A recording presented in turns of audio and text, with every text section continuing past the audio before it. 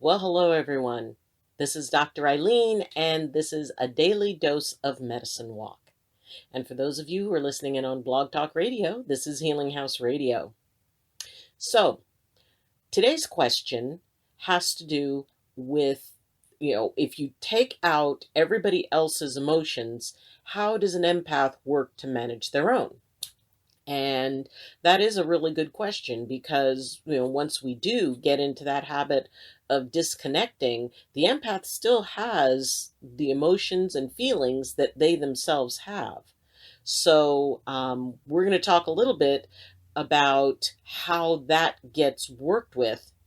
And today's question is, how do empaths manage their own feelings? So, it is really important for the empath to get to know what they're feeling and to become really, intimately comfortable with and familiar with what is it that is originating from them and what it is that they're going through. Because like everybody else, we do have our mood swings, and we do have those times when we're stressed out. We do have those times when life is hard enough just for us. Hello. And MCAT is here, Luna, and we're going to just let you do your thing. So, and somebody mentioned that I must have the cleanest cat on the entire planet because she would usually sit up behind me and be grooming herself. And so, yeah, in fact, we're going to tilt that down just a little bit. There you go. There you go. So, anyway, so yes, empaths have just as many emotions and just as many things that they go through all on their own. And what is the best way for an empath to manage what they have going on? And really, it's very similar to pretty much with anybody else. First off, by being able to look at it. And empaths, especially managed empaths, have an excellent advantage when dealing with their own emotions because they deal with the emotions of others. And when we recognize, let's say, an angry moment that is ours and purely ours and we own it, often it comes from fear.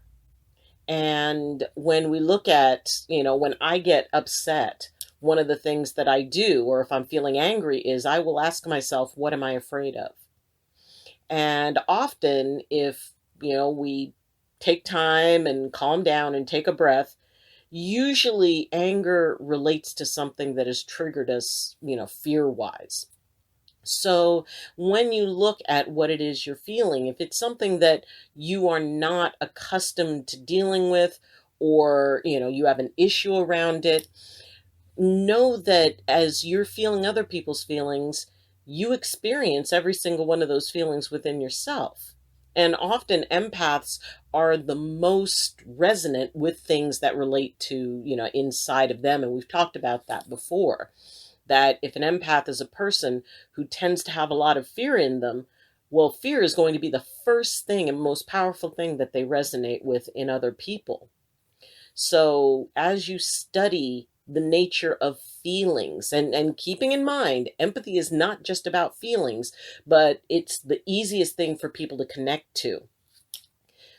When you look at that and start being able to look at it closely, because as you identify emotions in others, as you start relating anger to the deeper emotion of fear, or, maybe attraction to infatuation.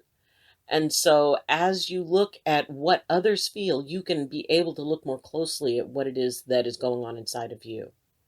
And when you are able to manage it and to direct yourself just solely to what you're feeling, often we're able to study it with a little bit more objectivity. We're able to look at it and go, oh, okay, that's what I'm feeling, and it is mine. Now, what do I want to do with it? Breathing exercises are excellent. And we've talked before about, breathing in for a count of 4, holding it for a count of 4, and then exhaling for a count of 8. Now, you can relate that. Basically, whatever the breath in is, you exhale for twice as much. You breathe in, hold, and then the exhale is for twice as much as the inhale or the hold. You can also get out into different environments. You can, under normal circumstances, I would say take a long walk, but during the isolation time, that may not be possible. And also, as we've talked about, being an empath in close quarters with someone, it's frustrating. And you're not only dealing with your frustration, you're dealing with someone else's. So consider, what would you advise somebody else who is going through a difficult time? And empaths often are considered great counselors and great people to advise once they're managed. So what would you suggest to someone who is going through what you're going through? If you're going through some hard emotions, and I'm sorry if you are, there's also, the point when you need to involve someone else. You need to talk to someone. Empaths can be very lonely people, and because they spend so much time dealing with other people's feelings, they don't really talk about their own much. One of the difficulties is if an empath starts talking to someone about their own problems, because that other person will automatically feel that resonance, they start going into their story, and then the empath loses their own, because then suddenly they're focused on someone else. So finding someone who understands, one, that you're an empath, two, that you need to have it be about you and not about them, and be able to connect with people who can assist you and hold that space for you while you kind of, talk it out or vent or, kind of self-analyze it. And you'll probably find that you'll be able to resolve it a lot more easily when you take ownership of what is yours. It's okay to be angry. It's okay to be scared. These are all things that we have that help keep us alive. They're a part of our survival. And the more that we are able to study and detach, as you learn to detach from the emotions of others, it allows you to look at your own emotions from a slightly more objective point of view. So, your feelings are wonderful. They are you. You have every right to them. You have every right to your own. And utilizing things like, breathing, meditation, listening to the sound of rain or an audio of rain or of something that brings you peace.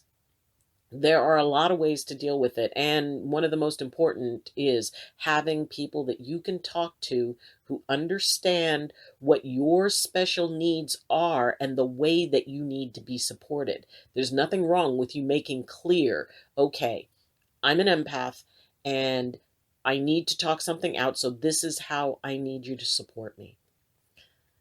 So, take care of yourself. Be gentle with yourself. And don't worry, if you get frustrated, it's okay. Everybody gets frustrated.